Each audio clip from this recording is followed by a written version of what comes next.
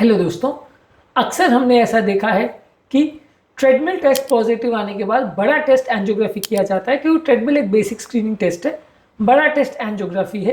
तो हमेशा सीक्वेंस ये होता है कि पहले आप ईसीजी करिए, इको करिए, ट्रेडमिल करिए, फिर बाद में पॉजिटिव आए तो एंजियोग्राफी करिए। क्या ऐसे कुछ इंडिकेशंस हैं जहाँ एंजियोग्राफी को हम करने के बाद वापस से ट्रेडमिल करते हैं, या पहले ट्रेडमिल नहीं भी हुआ हो, एंजियो के रिपोर्ट्स आने के बाद हम ट्रेडमिल करने की आवश्यकता हमें पड़ती है? आज इस उल्टी गंगा पर हम स्नान करने का प्रयास करेंगे, या उस उल्टी दिशा में हम ट्रैवल करने का प्रयास करेंगे, क्योंकि आज का टॉपिक हमारा उल्टा है। यहाँ पर हम पहले एंजियो कर चुके हैं पेशेंट का, लेकिन अब हमें वापस से ट्रेडमिल करने की आवश्यकता पड़ रही। तो ऐसा किन सर्कमस्टेंस में होगा? टॉपिक इंपॉर्टेंट है, अलग तरह का टॉपिक है, आपको किसी भी और चैनल पर नहीं मिलेगा, इसलिए इस वीडियो को एंड तक देखिएगा। टॉपिक पर जाने से पहले जो लोग हमारे चैनल पर नए हैं उन्हें रिक्वेस्ट करूँगा कि चैनल को सब्सक्राइब करें, वीडियोस को लाइक करें, शेयर करें, फॉलो करें, कमेंट करें, पूरा देखें। चलिए शुरू करते हैं इंपॉर्टेंट वीडियो। सबसे पहले तो मान लीजिए एंजियोग्राफी की रिपोर्ट अगर डाउटफुल है, 60-70% ब्लॉकेज है, और आपको देखना है कि इस व्यक्ति में स्टेंट की एक्चुअल में आवश्यकता है या नहीं। लेकिन FFR जो फ्रैक्शनल फ्लो रिजर्व टेस्ट है, जिसमें एक वायर डाला जाता है हमारे ब्लॉकेज के दोनों तरफ, और उसका प्रेशर ग्रेडियंट देखा जाता है, और उसके बेस पर डिसाइड किया जाता है कि प्लास्टिक की आवश्यकता है नहीं। वहाँ पर अगर पेशेंट अफोर्ड नहीं कर रहा, क्योंकि FFR का टेस्ट काफ़ी कॉस्टली आता है, 30-40 हज़ार रुपये का खर्चा होता है, अगर पेशेंट उस टेस्ट के लिए अफोर्ड नहीं कर रहा है तो स्ट्रेस टेस्ट एक क्रूड तरीका होगा देखने का कि पेशेंट का कितना चेंजेस आ रहा है। अगर मान लीजिए 60-70% ब्लॉकेज है, वहाँ पे अगर स्ट्रॉन्ग चेंजेस आ रहे हैं, पेशेंट को सिम्टम्स हो रहे हैं, छाती में दर्द हो रहा है, घबराहट हो रही है, इसी चेंजेस आ रहे हैं, तो वहाँ प्लास्टिक करना पड़ेगा। और मान लीजिए कोई सिम्टम्स नहीं आ रहे हैं तो वहाँ आप दवा पर चला सकते हैं। तो एक फंक्शनल कैपेसिटी असेस करने के लिए और एंजियोप्लास्टी की ज़रूरत है या नहीं वो देखने के लिए किया जाता है। इसके अलावा यदि आप पेशेंट के सिम्टम्स देखना चाह रहे हैं कि पेशेंट को कितना चेस्ट पेन और कितने सिम्टम्स हो रहे हैं, एंजियोग्राफी पेशेंट का हो चुका है, वो देखने के बाद कि पेशेंट को वाकई में ज़रूरत है या नहीं, आपको डिसीजन लेने में असमर्थता हो रही है। पेशेंट को मान लीजिए बॉर्डर लाइन ब्लॉकेजेस है और आप डिसाइड नहीं कर पा रहे हो कि सर्जरी को भेजें या नहीं भेजें, और खासकर अगर तब जब सर्जरी हाई रिस्क है, मान लीजिए बाईपास को भेजना है और पेशेंट का ऑन टेबल मृत्यु दर अगर बहुत ज़्यादा है, तो वहाँ पर आप ट्रेडमिल करके देखते हो कि एक्चुअल में पेशेंट को ज़रूरत भी है कि नहीं। मान लीजिए अगर पेशेंट का एफर्ट टॉलरेंस अच्छा आ रहा है, उसकी शारीरिक क्षमता ठीक है, उसको कोई तकलीफ नहीं आ रही, तो आप कुछ टाइम पर दवा पर चला सकते हो, क्योंकि वैसे केस में प्रॉब्लम आने का चांस कम है, जीरो नहीं है, कम है। तो वैसे केस में आप कुछ टाइम तक दवा पर चला सकते हो। और मान लीजिए पेशेंट को जरा भी चलने में अगर तकलीफ हो रही है, जरा भी उसकी फंक्शनल कैपेसिटी नहीं आ रही है, बहुत ज़्यादा सिम्टम्स हो रहे हैं, तो फिर वहाँ पे आपको हाई रिस्क केसेस में भी सर्जरी करनी पड़ेगी।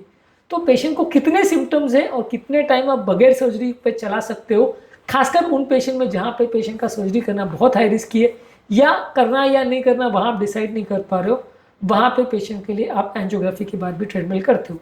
या मान लीजिए आपने ट्रीटमेंट कर दिया, स्टेंट कर दिया, अब ट्रीटमेंट सक्सेसफुल हुआ या नहीं, पेशेंट का सिम्टम्स कम हुआ या नहीं, ये देखने के लिए भी ट्रीटमेंट किया जाता है। इसे पोस्ट प्लास्टिक ट्रीटमेंट बोलेंगे या पोस्ट बाईपास ट्रीटमेंट बोलेंगे। इसमें आप पेशेंट का ये देखोगे कि एंजियोप्लास्टी से पहले पेशेंट इतना चल पा रहा था, इतने इसी चेंजेस आ रहे थे, करने के बाद इतना चल पा रहा है, इतने इसी चेंजेस आ रहे हैं, मतलब फ़ायदा हुआ या नहीं। तो इससे हमें ये भी पता चलेगा हमारा थेरेपी सक्सेसफुल हुआ या नहीं, या जो डायरेक्शन में हम चल रहे थे वो सही था या नहीं, जिस चीज़ के लिए हमने एंजियोप्लास्टी किया वो सही था या नहीं, जस्टिफाइड था या नहीं। तो एक पोस्ट प्रोसीजर जजमेंट के लिए और अपने ट्रीटमेंट की एफिकेसी और उसका सक्सेस रेशियो को देखने के लिए भी किया जाता है। कई बार बॉर्डरलाइन केसेस में भी ऐसा किया जाता है। मान लीजिए आपने एक नली में स्टेंट कर दिया और एक ब्रांच और है जो थोड़ी सी पिंच हो गई है, जिसमें आपको डिसाइड नहीं कर पा रहे हो कि उसमें स्टेंट करूँ या नहीं करूँ। स्टेंट करना अपने आप में रिस्की है। या मान लीजिए करने के दौरान अपने 2 ब्लॉकेजेस थे, एक को स्टेंट कर दिया, एक छोड़ दिया, आप फिर देखना चाह रहे हो कि दूसरे में कितना प्रॉब्लम है, स्टेंट करूँ या नहीं करूँ। तो ये बॉर्डरलाइन केसेस में भी जहाँ पे डिसाइड करना मुश्किल हो रहा है कि स्टेंट की आवश्यकता है या नहीं, वहाँ पे भी आप इसका प्रयोग कर सकते हो। हालांकि इन सभी केसेस में फ्रैक्शनल फ्लो रिजर्व टेस्ट यानी FFR टेस्ट ज़्यादा अच्छा माना जाएगा कि आप वायर क्रॉस करके प्रेशर डिफरेंस देख लीजिए, और अगर प्रेशर पॉजिटिव है तो स्टेंट करिए, नहीं तो नहीं करिए। वो ज़्यादा साइंटिफिक तरीका माना जाएगा, ज़्यादा एक्यूरेट माना जाएगा। ट्रेडमिल तो कंपेरेटिवली काफ़ी क्रूड है, बट ट्रेडमिल सस्ता है, ईजी है। FFR टेस्ट महंगा आता है, अगर पेशेंट नहीं अफोर्ड करे तो आप इस तरह के केसेस में ऐसी चीज़ों को यूज़ कर सकते हो।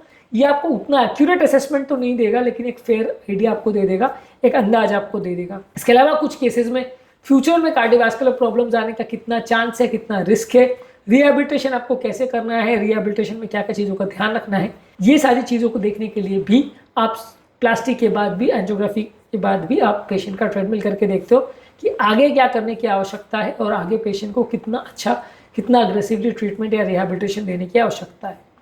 इसके अलावा अगर मान लीजिए किसी पेशेंट्स को कोई माइक्रोवास्कुलर डिजीज सस्पेक्टेड है, जहाँ पे एंजियोग्राफी नॉर्मल आ रहा है लेकिन माइक्रोवास्कुलर डिजीज है, ट्रेडमिल में डाउटफुल पिक्चर है, पहले ट्रेडमिल नहीं हुआ है, वहाँ पे भी आप ट्रेडमिल करके देख सकते हो। प्रिंसमेटल एंजाइना है जहाँ पे नली थोड़ी चौंट जाती है, वहाँ पे अगर पेशेंट को बार बार चेंजेस आ रहे हैं लेकिन एंजियो में कुछ नहीं आ रहा, तो वहाँ पे भी आप पेशेंट का देख सकते हो कि पेशेंट को दोबारा प्रॉब्लम हो रही है कि नहीं, या पेशेंट को उसकी दवाइयों की आवश्यकता है या नहीं। इसके अलावा स्टेंट अगर कर दिया है तो स्टेंट में रीब्लॉकेज आया है या नहीं, ये देखने के लिए भी आप ट्रीटमेंट कर सकते हो। इसके अलावा कुछ प्री सर्जिकल केसेस में भी आप कर सकते हो कि मान लीजिए अगर पेशेंट का एंजियोग्राफी नॉर्मल आया पर पेशेंट का आपको ये देखना है कि एफर्ट टॉलरेंस कैसा है, पेशेंट का एफर्ट टॉलरेंस अच्छा है कि नहीं, वो सर्जरी का स्ट्रेस झेल पाएगा कि नहीं, भले ब्लॉकेज है या नहीं लेकिन सर्जरी की आवश्यकता है नहीं, तो प्री ऑपरेटिव अगर वाल्व सर्जरी वाले पेशेंट में भी कोई डिसीजन लेने में डिफिकल्टी आ रही है तो वहाँ पे भी आप ट्रेडमिल कर सकते हो। हालांकि ये ज़्यादातर केसेस में जो मैं कह रहा हूँ इसमें ज़्यादातर केस में ट्रेडमिल ही पहले करते हैं और बाद में एंजियो करते हैं, पर अगर नहीं हुआ हो पहले में तो आप इसमें कर सकते हो। अगर पहले का आपको एंजियोग्राफी में कोई क्लियर कट पिक्चर नहीं बन रहा तो आप वहाँ पे भी ट्रेडमिल कर सकते हो। कई केसेस में ट्रेडमिल आप एंजियोग्राफी के कुछ एक आध दिन के बाद करते हो, यानी इमीडिएटली आफ्टर प्रोसीजर करते हो। कई केस में कई दिनों बाद करते हो, जैसे मान लीजिए अगर आपको स्टेंट का रीब्लॉकेज देखना है तो आप कई दिनों के बाद करते हो। मान लीजिए अगर आपको प्रोसीजर के बाद भी पेशेंट को पेन हो रहा है, उसका असेसमेंट करना है कि पेशेंट को पेन हार्ट की वजह से हो रहा है, स्टेंट में क्लॉटिंग वॉटिंग तो नहीं हुआ, ईसीजी इको में कुछ नहीं आ रहा, वहाँ पे आप इमीडिएट भी कर सकते हो। कई बार सिम्टम्स के हिसाब से आपका डिसीजन होता है कि कब ट्रेडमिल करना है, और कई बार आपका बहुत स्टेंट चल रहा है कि नहीं वो देखने के लिए बहुत महीनों के बाद भी आप करते हो। तो कब करना है ट्रेडमिल टेस्ट वो भी केस टू केस वेरी करता है। ज़्यादातर इस बात पर डिसाइड होता है कि पेशेंट में आप क्या देखना चाह रहे हो, यदि सिम्टम्स ब्लॉकेज की वजह से है या नहीं वो देखना चाह रहे हो तो जब सिम्टम चालू होंगे तब देखोगे।